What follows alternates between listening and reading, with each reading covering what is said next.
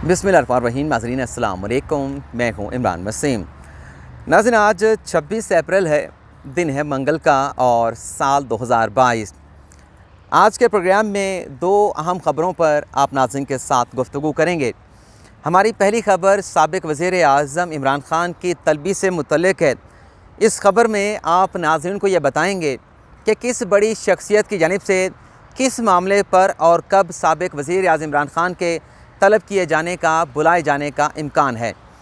दूसरी ख़बर में आप नाज़रीन को ये बताएंगे कि साबिक़ ख़ातून अव्वल बुशरा बीबी के दोस्त फ़रह शहज़ादी, जिन्हें उर्फ़ आम में फ़रह गोगी भी कहते हैं, उन्हें 39 करोड़ रुपए के 3 तोहफ़े किस शख्सियत की जानिब से दिए गए और जिस शख्सियत ने ये तोहफ़े फ़रह शहज़ादी को दिए हैं, उस शख्सियत के साथ फ़रह गोगी की क्या रिश्तेदारी है।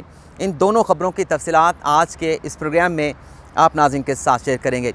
लेकिन इससे पहले आज जो इस्लामाबाद हाई कोर्ट ने पाकिस्तान तहरीक इंसाफ के 2 MNAs फ़हीम ख़ान और अता बुखारी की जो ज़मानत मनसूख की है, अबूरी ज़मानत पर दोनों MNAs थे, लेकिन आज इस्लामाबाद हाई कोर्ट ने दोनों को ज़मानत नहीं दी, उनकी ज़मानत को कन्फर्म नहीं किया गया। ये क्या मामला है और अचानक से उनकी गिरफ़्तारी क्यों अमल में लाई गई, इसकी तफ़सीलात आपके साथ शेयर करेंगे। लेकिन इससे पहले इस मामले का मुख्तसर सा पस मंज़र मैं आप नाज़रीन की खिदमत में पेश करना चाहूँगा। आप नाज़रीन को याद होगा कि फ़हीम ख़ान और जो अता बुखारी साहब MNAs हैं, वो पाकिस्तान तहरीक इंसाफ के कारकुनान के साथ, वोटर सपोर्टर के साथ सिंध हाउस के सामने गए। वहाँ पर जाकर उन्होंने जो गेट था CMNXC का, उस पर अटैक किया, उसको तोड़ा गया और फिर वो सिंध हाउस के अंदर दाखिल हो गए। इस मामले पर नाज़रीन सुप्रीम कोर्ट ने एक दरख्वास्त के ऊपर जो है वो सो मोटो एक्शन लिया था, जिसके बाद जब ये मामला हुआ, हमने देखा कि 14 से 15 मुल्ज़मान को इस्लामाबाद पुलिस ने गिरफ़्तार किया, लेकिन जो MNA थे फ़हीम ख़ान और अता बुखारी, उन्हें गिरफ़्तार नहीं किया गया था। लेकिन हुआ ये था कि अगले रोज़ जो मुतलका मजिस्ट्रेट थे, वहाँ पर तमाम मुल्ज़मान ने ज़मानतें करवा लीं और तमाम मुल्ज़मान ज़मानत पर रिहा हो गए। लेकिन जो पुलिस ने अदालत के सामने रिपोर्ट पेश की और जो सुप्रीम कोर्ट इस मामले का नोटिस लिया था, इस पर फिर चीफ जस्टिस उमर ता बंदयाल ने इस्लामाबाद पुलिस को ये डायरेक्शन जारी की थी कि ये संगीन जो है वो एक वाक़या हुआ है कि सरकारी इमलाक के ऊपर लोगों ने मुश्तल एक हमला किया है, तो आप इस मामले की साफ़ शफाफ तहकीकात करें और जो भी सेंक्शंस बनती हैं, जो भी दफ़ात बनती हैं, उन दफ़ात को FIR में शामिल किया जाए। इसके बाद नाज़रीन फर्दर रिपोर्ट में इस्लामाबाद पुलिस के IG ने सुप्रीम कोर्ट को आकर बताया था कि जो नई दफ़ात सिंध हाउस पर हमले से मुतल्लिक़ वाक़े पे लगाई गई हैं, FIR में शामिल की हैं, उनमें चंद दफ़ात ऐसी हैं जो कि नाकाबिले ज़मानत हैं। उसके बाद नाज़रीन कुछ मुल्ज़मान ने लोअर कोर्ट से ज़मानत के लिए रुजू किया था। 14 मुल्ज़मान थे, 9 मुल्ज़मान की ज़मानतें लोअर कोर्ट ने एक्सेप्ट कर ली थी, लेकिन जो फ़हीम ख़ान थे और अता बुखारी थे, वो निचली अदालत में पेश नहीं हुए थे। लेकिन गालिबन पिछले हफ्ते या उससे पिछले हफ्ते फ़हीम ख़ान और अता बुखारी ने इस्लामाबाद हाई कोर्ट से रुजू किया, ज़मानतों की दरख्वास्त दायर की और इब्तदाई समाअत पर, पहली समाअत पर दोनों मुल्ज़मान को ज़मानतों पर जो है, अबूरी ज़मानतों पर जो है वो उन्हें रिहा कर दिया गया और पुलिस को कहा गया कि आप इन्हें गिरफ़्तार नहीं कर सकते और जो इन्वेस्टिगेशन है, इस इन्वेस्टिगेशन में ये शामिल तफ्तीश हो जाएंगे। आज जब इस केस की जस्टिस महमूद जहांगीरी की अदालत में समाअत हुई है, तो जो वकील थे कादर खान मंदुखेल, जो कि पाकिस्तान पीपल्स पार्टी के MN हैं, वो दरख्वास्त लेके गए हुए थे, उन्हें फ़रीक भी बनाया हुआ था। उन्होंने अदालत से कहा, उनके वकील ने कहा कि ये दोनों मुल्ज़मान आज़ाद फिर रहे हैं, सिंध हाउस के ऊपर हमला हुआ है, ये दहशतगर्दी का मामला है। जब तक इन 2 लोगों को गिरफ़्तार नहीं किया जाएगा तो कैसे पता चलेगा कि सिंध हाउस पर जो अटैक किया गया, जो हमला किया गया और उसका जो गेट तोड़ा गया, सरकारी इमलाक है, दहशतगर्दी का यह वाक़या बनता है। तो इस साजिश के पीछे लोग कौन हैं? इमरान ख़ान हैं, PTI के लोग हैं, नहीं हैं? इमरान ख़ान का कोई ताल्लुक़ बनता है, नहीं बनता?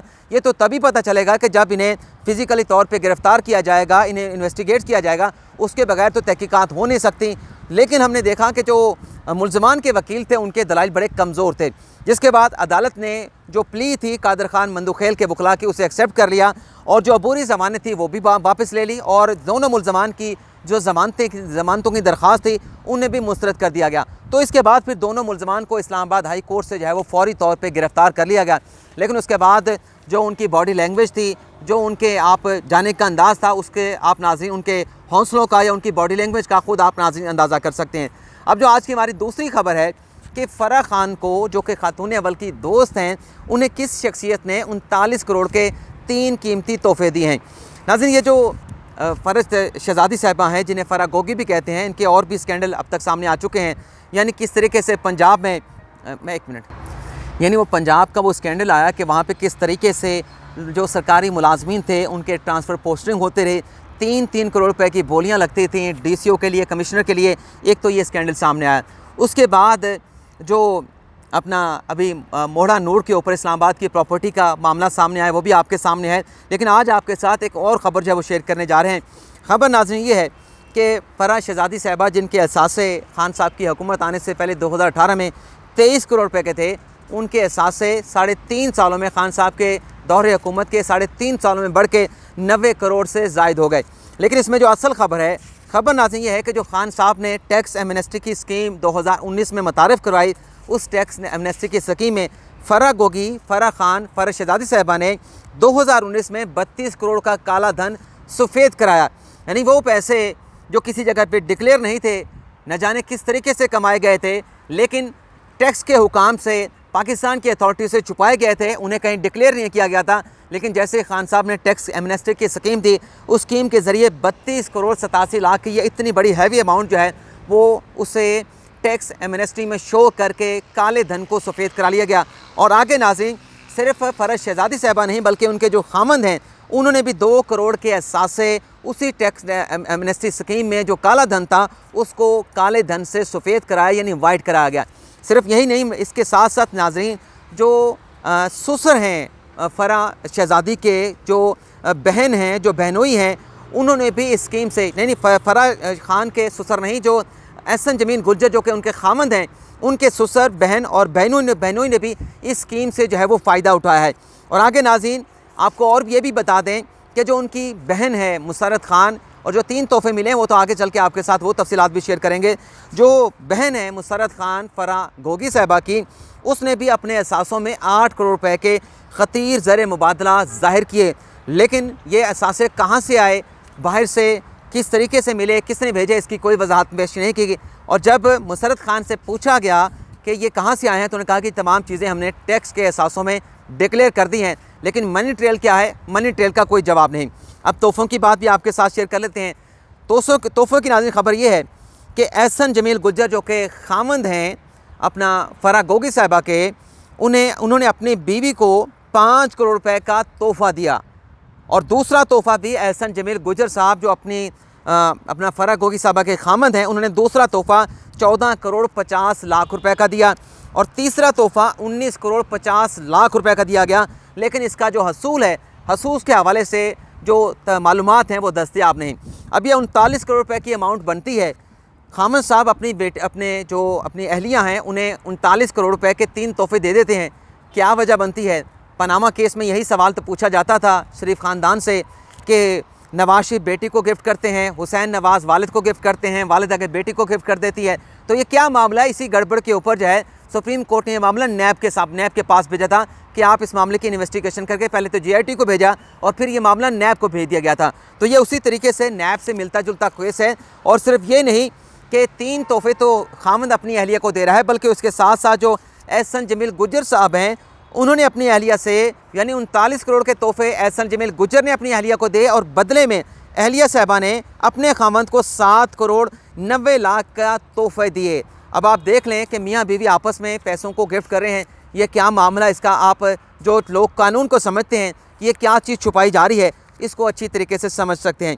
और इसके साथ साथ जैसा कि मैं आपको पहले बता चुका हूँ कि 23 करोड़ के असासे थे जब खान साहब की हुकूमत आई थी, और जब खान साहब की हुकूमत जाने के करीब थी तो फ़राह खान साहब के जो असासे थे वो 90 करोड़ तक जो है वो पहुँच चुके थे। यहाँ पर आपको और ये भी बताना ज़रूरी है कि ये ऐसा चीज़ें सामने आ रही हैं, ये सिर्फ चंद % है, 5% है, 4% है, 3% है। अभी ऐसे बहुत सारे मामला सामने आने वाले हैं जो सुनने वालों के, देखने वालों के होश उड़ा देगी। अब हम बात कर लेते हैं कि खान साहब को तलब करने का मामला क्या है और किस शख्सियत की जानिब से और कब खान साहब को तलब किए जाने का इम्कान है। नाज़रीन, चंद रोज़ पहले साबिक़ वज़ीर इमरान खान ने इलेक्शन कमीशन के चीफ इलेक्शन कमिश्नर को ख़त लिखा। उसमें 3 मुतालबात जो है वो खान साहब ने सामने रखे। एक ये कहा गया कि जो हमारे मुनर्रिफ अरकान हैं कौमी असम्बली के, उनके ख़िलाफ़ फ़ैसला दिया जाए, उन्हें नाअहल किया जाए। दूसरा ये कहा गया कि हमारे जो MPs हैं जिन्होंने पंजाब असम्बली में हमजा शबाशी को वोट दिया है, उनके खिलाफ भी कार्रवाई करके उन्हें नाअहल करार दिया जाए। तीसरा, खान साहब की जानिब से ये कहा गया कि हमारे जो PTI के तमाम लोगों के इस्तीफ़े आ चुके हैं, उन तमाम लोगों के इस्तीफ़े फ़ौरी तौर एक्सेप्ट करके उनकी सीटों को वेकेंट डिक्लेयर किया जाए। अब नाज़रीन, इसमें ख़बर ये सामने आई है कि जो इस्तीफ़े दिए गए थे उस पर जो स्पीकर साहब हैं राजा परवेज़ अशरफ, वो क्योंकि बड़ी शख्सियत उन्हें इसलिए कहा जा सकता है क्योंकि वो स्पीकर हैं, पार्लियामेंट पाकिस्तान का सबसे ज़्यादा सुप्रीम इदारा है, सुप्रीम बॉडी है, सुप्रीम फोरम है, जहाँ पर मुल्क के अवाम के लिए कानून साजी की जाती है, उनकी बेहतरी के फ़ैसले किए जाते हैं, उनकी किस्मत के फ़ैसले किए जाते हैं। तो उस हाउस का जो कस्टोडियन है वो स्पीकर होता है। तो राजा परवेज़ अशरफ ने यह फ़ैसला किया है कि ईद के बाद, ईद उल फितर के बाद मई का जो दूसरा हफ़्ता है, इस हफ़्ते में साबिक़ वज़ीर-ए-आज़म इमरान खान ने जो वो इस्तीफ़ों की बात करते हैं कि हमारे लोगों के इस्तीफ़े एक्सेप्ट किए जाएँ, तो जो इस्तीफ़े एक्सेप्ट करके डिप्टी स्पीकर कासिम सूरी गए थे, उन इस्तीफ़ों के तमाम जो लिफाफे थे वो डी सील किया गया राजा परवेज़ अशरफ की जानिब से, और तमाम इस्तीफ़ों को जो एक्सेप्ट किया गया था उस पर रोलिंग दे दी गई। और अब ये राजा परवेज़ अशरफ ने फैसला किया है कि मई के दूसरे हफ्ते में साबिक़ वज़ीर इमरान खान को बुलाया जाएगा और उनसे कहा जाएगा कि आप स्पीकर ऑफिस में आएँ या कौमी असम्बली के इजलास में आएँ और आकर अपने इस्तीफ़े की तस्दीक करें। और साथ में नाज़रीन ज़रा ये बता रहे हैं कि अगर इस इस्तीफ़े की तस्दीक के लिए खान साहब ना आए तो फिर उनका जो इस्तीफ़ा है वो रिजेक्ट कर दिया जाएगा। इसी खबर के अंदर नाज़रीन, जो स्पीकर चैम्बर से मुतल्लिक है, जो PTI के इस्तीफ़ों से मुतल्लिक है, अगले प्रोग्राम में आप नाज़रीन को हमने ये बताना है कि PTI के कितने अरकान ने, यानी इतनी बड़ी तादाद है कि आप सुन के हैरान रह जाएंगे, जिन्होंने स्पीकर ऑफिस से रुजू किया है। और उसमें एक चंक जो है वो वफाकी वज़रा का है, वज़ीर मुमलिकत का है। मेरे पास तमाम तादाद मालूमात मौजूद हैं, लेकिन अगली ख़बर में ये तमाम तफसीलात आपके साथ हम शेयर करेंगे कि खान के साथ तो बल्ले बल्ले करते हैं, लेकिन स्पीकर ऑफिस में फ़ोन करके वो अरकान क्या कहते हैं राजा परवेज़ अशरफ से, उसकी तफसीलात अगले प्रोग्राम में आपके साथ शेयर करेंगे। लेकिन फ़िलहाल इजाज़त चाहेंगे। अल्लाह ताला आपका हामी और नासिर हो। दुआ में याद रखिएगा। अल्लाह हाफ़िज़।